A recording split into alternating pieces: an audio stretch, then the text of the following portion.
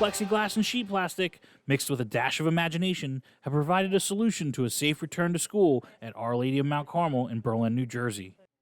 Parents and faculty met throughout the summer discussing various options, such as sneeze guards and sanitizing stations, to safely reopen the school.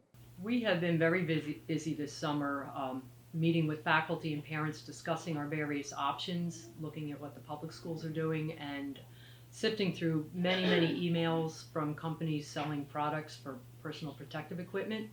And what we have decided to do is purchase sneeze guards for all the desks, and students will be wearing masks. We have hand sanitizer stations that we'll be setting up at all the entrances. We've bought hand sanitizer for the classrooms. Students will be bringing their own personal hand sanitizers as well in case they have any allergy issues or personal preferences in regard to that.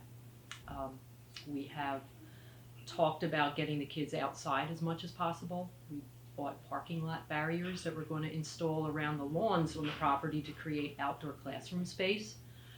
They're in the building, but they're not up yet because I'm concerned that they may not stay in place really long.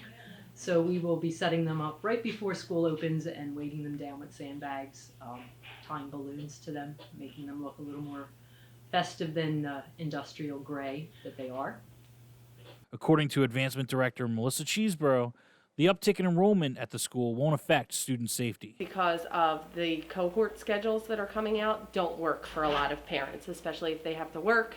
They don't feel as though their kids are getting the academics that they need on a part-time schedule.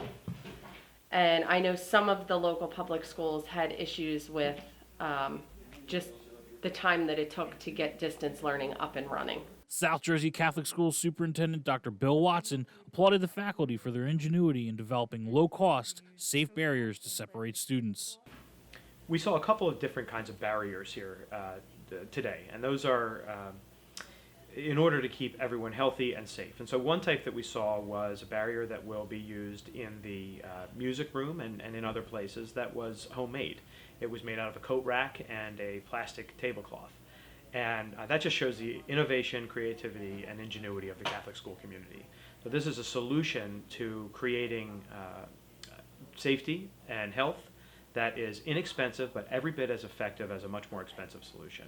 Barriers you wouldn't expect to see in the classroom setting are being utilized to ensure the safety of students outside. Another type of barrier that we saw, it was the type of barrier that you normally see in parking lots or on highways or roads, and those are going to be used outdoors to create spaces for students to learn. So to mark off different spaces for really outdoor classrooms so the students can get outside, be in the fresh air, and continue to learn. From Berlin, New Jersey, I'm Dave Hernandez for the Catholic Star Herald.